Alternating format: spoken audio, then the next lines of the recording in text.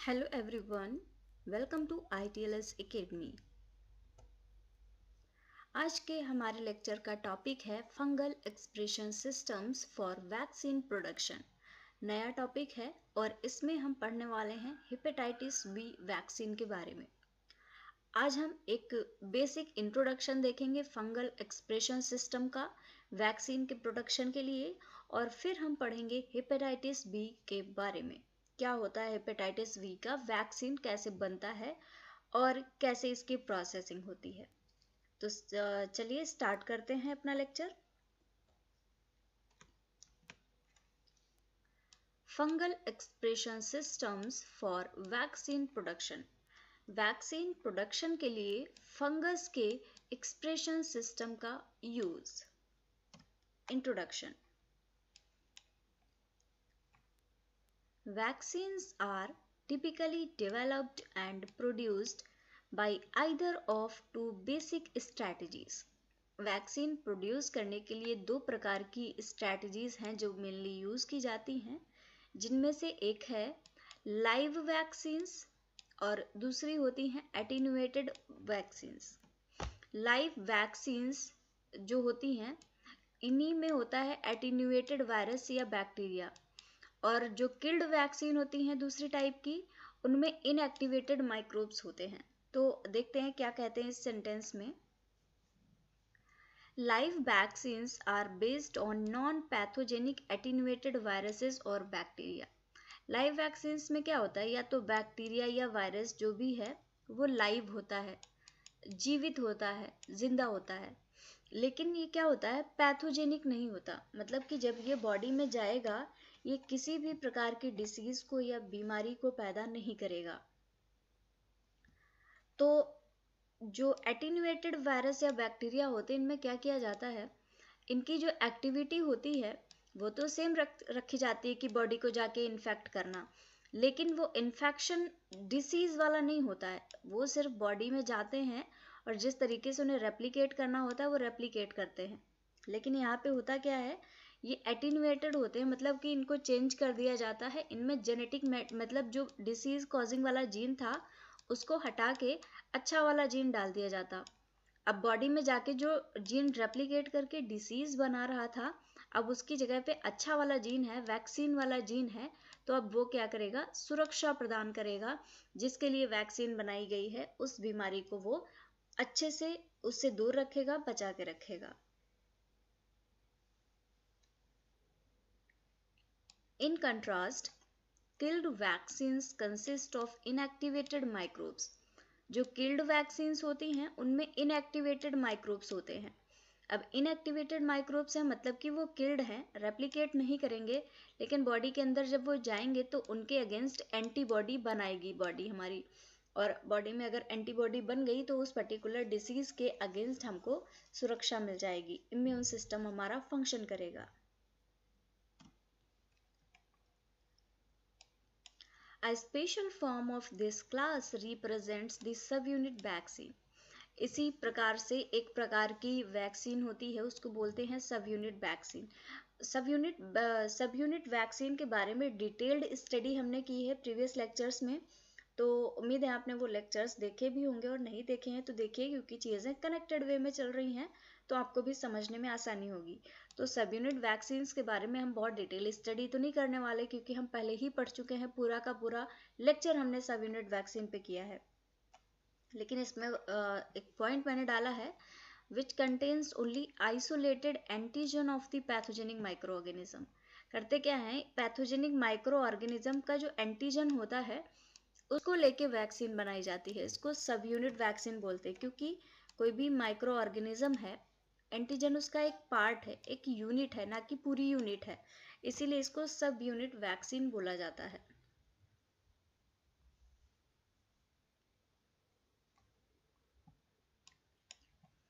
With the advent of recombinant DNA technology, recombinant DNA technology की शुरुआत के साथ ही it has become possible to synthesize microbial antigen independently of the pathogens availability for vaccine development. जैसे जैसे recombinant DNA technology का advent हुआ है, इसको और ज़्यादा डेवलप किया गया है, उसके साथ में ही ये पॉसिबल हो गया है कि जो भी बैक्टीरिया या वायरस है उसका जो आपको एंटीजन चाहिए, तो ज़रूरी नहीं है कि आप उस ऑर्गेनिज्म को ही ढूंढ के लाएं तब उससे इम्यूनिटी आप अपनी बूस्ट करवाएं। ये जो एंटीजन है इसको लेबोरेटरी में भी सिंथेसाइज किया जा सकता है, क्योंकि ये होते क्या है, एंटीजन प्रोटीन्स ही तो होते हैं। तो प्रोटीन की एक बार सीक्वेंसिंग कर ली गई, आपको पता चल गया कि कौन सी प्रोटीन ये है, तो आप इस प्रोटीन को अलग से सिंथेसाइज कर सकते हैं। और अगर प्रोटीन आप सिंथेसाइज कर ले रहे हैं उसी सीक्वेंस की, तो आपको फिर एंटीजन की ज़रूरत नहीं पड़ेगी। आपका एंटीजन ये डायरेक्टली आपको मिलेगा लेबोरेटरी में सिंथेसाइज होके। आपको ज़रूरत नहीं पड़ेगी कि आपके पास में बैक्टीरिया हो या फिर वायरस हो, उसका सीक्वेंस ही काफ़ी होता है इस एंटीजन, जो कि आर्टिफिशियल एंटीजन है, उसकी डिज़ाइन के लिए।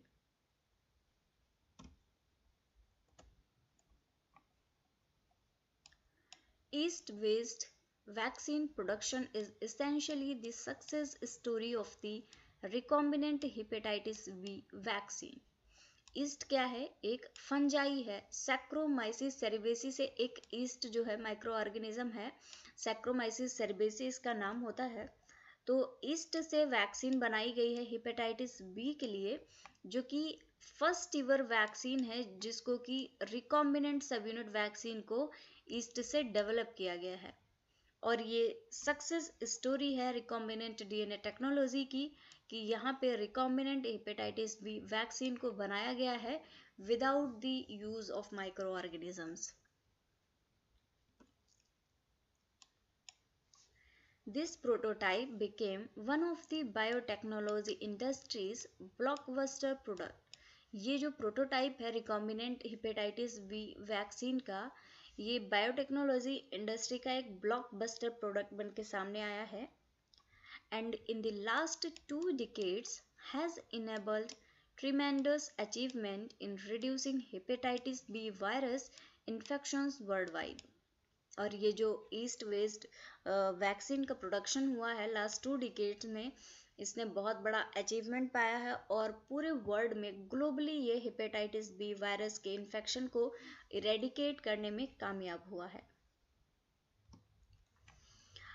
ईस्ट से किस तरीके से बनाई जाती है वैक्सीन, यहाँ पे एक प्रोसेस दी गई है कि ईस्ट का एक्सट्रैक्ट कैसे बनाते हैं। उसके आगे इसका क्या बनाना है ये डिपेंड करता है आप प्रोसेसिंग कहाँ पे ले जा रहे हैं।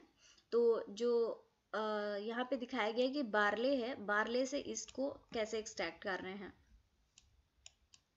बार्ले लिया, वाटर ऐड किया, इसमें एक प्रोसेस होती है माल्टिंग, माल्टिंग की प्रोसेस करवाई तो बन गया बार्ले माल्ट। अब बार्ले माल्ट की मिलिंग होती है, मिलिंग से बनता है ग्रिस्ट। अब ग्रिस्ट जो बन के तैयार हुआ इसको मैश किया जाता है मैशिंग प्रोसेस के द्वारा। अब क्या होता है, ये यहाँ पे स्वीट वर्ड होप बन के रेडी होता है, इसकी बॉइलिंग की जाती है, बन के तैयार होता है वर्ड। वर्ड की कूलिंग होती है, फिल्ट्रेशन किया जाता है कुछ इस तरीके के इंस्ट्रूमेंट में, और यहाँ फिल्ट्रेशन के बाद में आपको ईस्ट का एक्सट्रैक्ट मिल जाता है। अब उसी ईस्ट के एक्सट्रैक्ट से आप क्या चीज़ बना रहे हैं ये डिपेंड करता है। हालांकि यहाँ पे ईस्ट के एक्सट्रैक्शन के प्रोसेस को दिखाने के लिए मैंने ये डायग्राम रखा है। यहाँ पे आप इसको बियर वगैरह बनाने के लिए भी यूज़ कर सकते हैं, जैसे यंग बियर बनेगी ईस्ट एक्सट्रैक्ट से, फिर मैचुरेशन होके बियर बन जाएगी और फिल्ट्रेशन और पैकेजिंग हो जाएगी।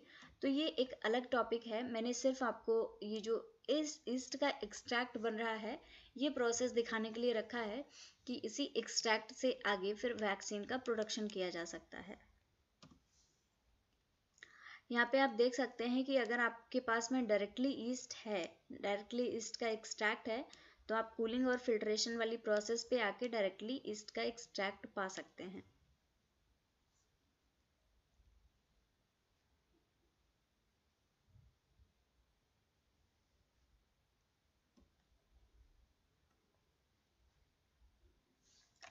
अब आते हैं हेपेटाइटिस बी वैक्सीन पे। Hepatitis B is a blood-borne, highly contagious infection of the liver. Hepatitis B क्या होता है, ये एक ब्लड बॉर्न डिसीज है, ब्लड में होती है, ब्लड के थ्रू ये डिसीज होती है, फैलती है और हाईली कंटेजियस इन्फेक्शन है, लीवर में बहुत तेजी से इन्फेक्शन इसका फैलता है, and represents one of the major human infectious disease.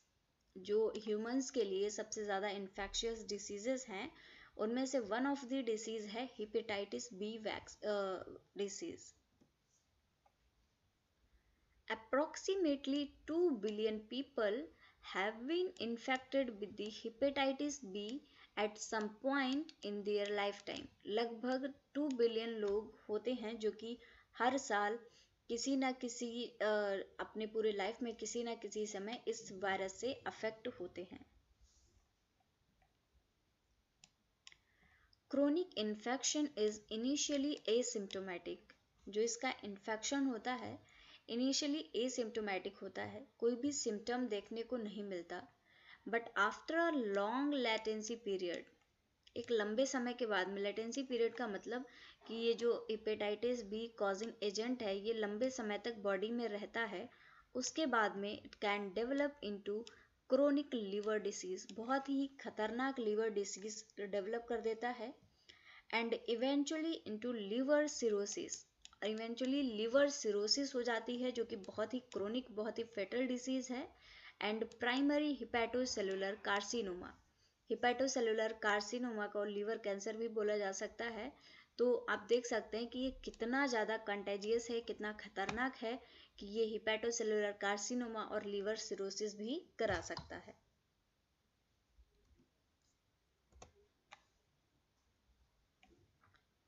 Hepatitis B virus was identified as the causative agent of serum hepatitis in the 1960s। जो hepatitis B वायरस है इसको सीरम हेपेटाइटिस का कॉजेटिव एजेंट पाया गया था 1960s में। And after the discovery of the Australia antigen which turned out to be the viral envelope protein। Australia antigen क्या है? वायरल इन्वेलप है, उसकी डिस्कवरी हुई थी, सबसे पहले हेपेटाइटिस बी को आइडेंटिफाई किया गया था। This immediately spurred efforts to develop a protective vaccine। और इसके इन्फेक्शन का पता लगने के साथ में ही ये हो गया था कि इसके अगेंस्ट कोई ना कोई प्रोटेक्टिव वैक्सीन का डेवलपमेंट किया जाना चाहिए।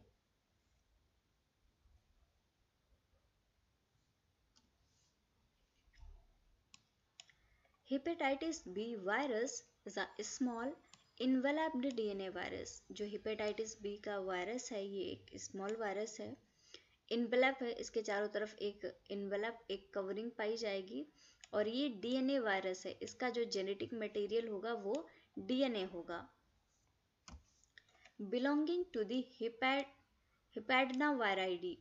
हिपैडना वायराइडी क्या है? इसकी फैमिली है, जो हिपैडना वायराइडी फैमिली से बिलोंग करता है ये hepatitis B virus. This envelope of hepatitis B consists of 3 hepatitis B surface antigens।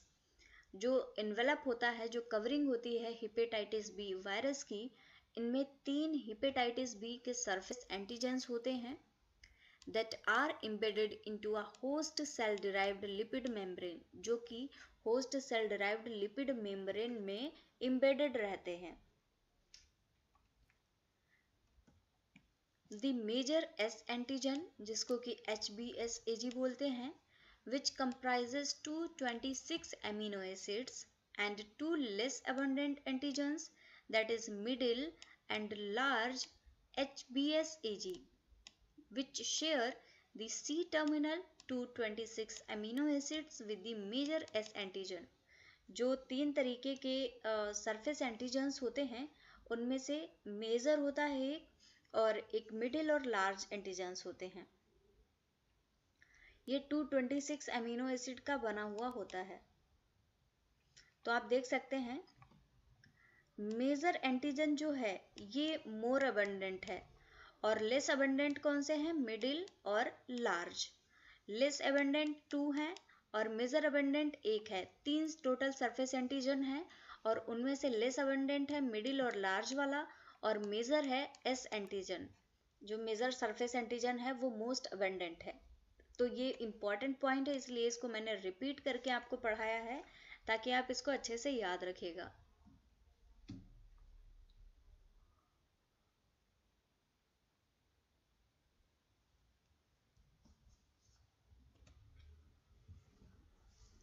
ये यहाँ पे जो हेपेटाइटिस बी वायरस होता है उसका स्ट्रक्चर दिखाया गया है कि किस तरीके से इसमें चीज़ें प्रेजेंट होती हैं। तो फिगर में क्या दिखाया गया है, the gene product of the hepatitis B virus S open reading frame, open reading frame दिखाया गया है।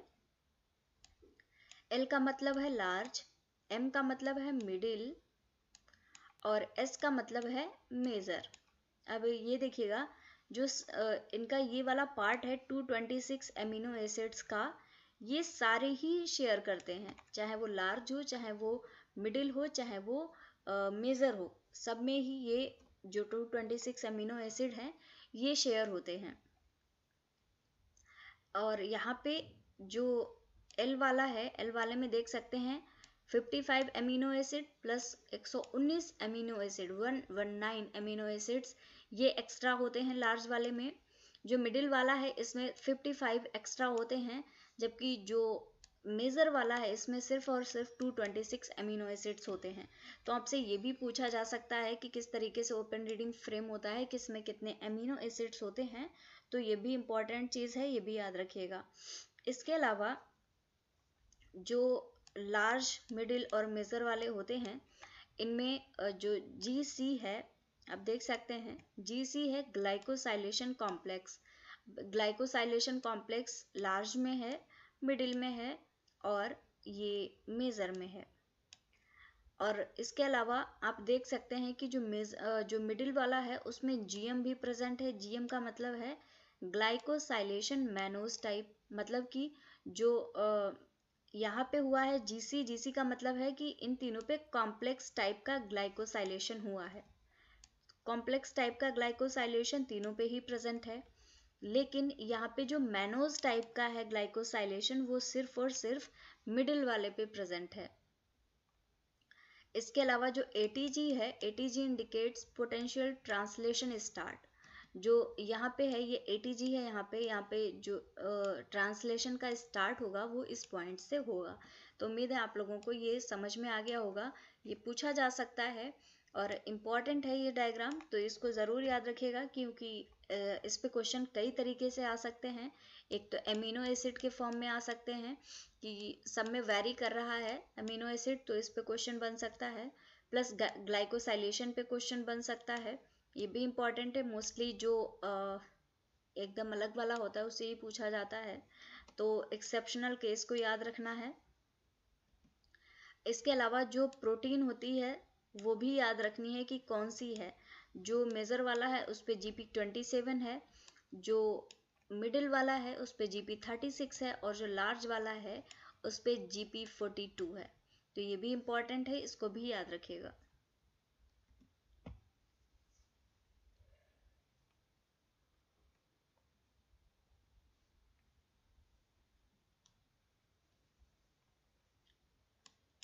The assembly of S antigen into lipoprotein particles does not occur in bacterial cells.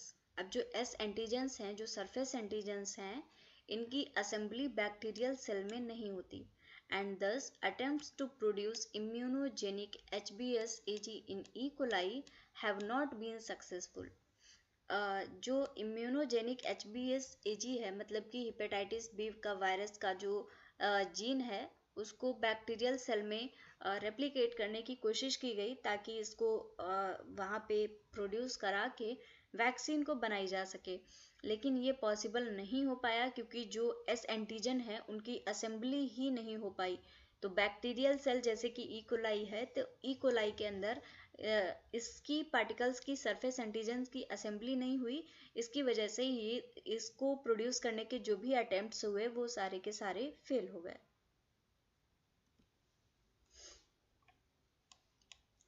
A breakthrough in expression was achieved by demonstrating that the yeast Saccharomyces cerevisiae, genetically engineered with a plasmid encoding the HBsAg gene, एक expression system बनाया गया east के through, तो देखा गया कि east है जो सैक्रोमाइसिस सेरेवेसी, इसके अंदर ये जो सरफेस एंटीजन कंटेनिंग प्लाज्मिड था इसको ग्रो कराना आसान था, जेनेटिकली इंजीनियरिंग करना इसके साथ में आसान था। तो ईस्ट के अंदर इसको ग्रो कराया गया and it was not only able to synthesize the polypeptide but was also able to assemble it into lipoprotein particles। अब ये जो ईस्ट था, ईस्ट के अंदर जब HBsAg को और जो सरफेस एंटीजन है हेपेटाइटिस बी वायरस का जो सरफेस एंटीजन है उसको जब इसके अंदर ग्रो कराया गया तो ये सिंथेसाइज हो गए, इन्होंने पॉलीपेप्टाइड बना लिया, पॉलीपेप्टाइड मतलब फंक्शनल प्रोटीन बना ली और लाइपोप्रोटीन पार्टिकल्स भी बना लिए that have the same morphology as those isolated from the plasma of infected patient। किसी भी पेशेंट में जिसमें कि हेपेटाइटिस बी की डिसीज है उसमें से जैसे लाइपोप्रोटीन पार्टिकल्स को कलेक्ट किया गया उसी तरीके के लाइपोप्रोटीन पार्टिकल्स को ईस्ट के अंदर बना लिया गया। तो ये एक सक्सेसफुल एक्सपेरिमेंट था और एक बहुत अच्छा एक्सपेरिमेंट था कि जो काम बैक्टीरिया में नहीं हो पा रहा था उसको ईस्ट के अंदर परफॉर्म कर लिया गया और ये इजी हो गया कि इसके थ्रू जो वैक्सीन थी हेपेटाइटिस बी की उसको बनाने का काम इजी हो गया।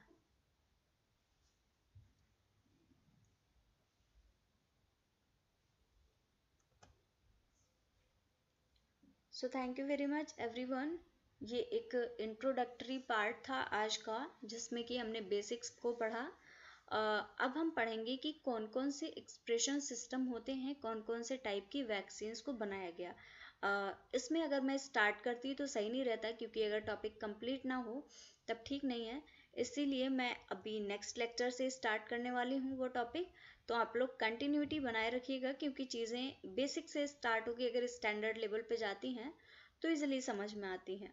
तो चलिए मिलते हैं आपसे नेक्स्ट लेक्चर में, तब तक के लिए थैंक यू एंड फॉलो करिए ITLS एकेडमी को on various social media platforms like Instagram, Facebook, Twitter, YouTube, WhatsApp and LinkedIn पे। इसके अलावा सब्सक्राइब करिए हमारे यूट्यूब चैनल ITLS एकेडमी को। Thank you for watching. Like this video, share and subscribe to our YouTube channel. For any kind of help or query, you can call us on our helpline number 7080833450 or you can also visit on our website www.itlsacademy.com. So thank you very much everyone. Thank you again for watching this lecture.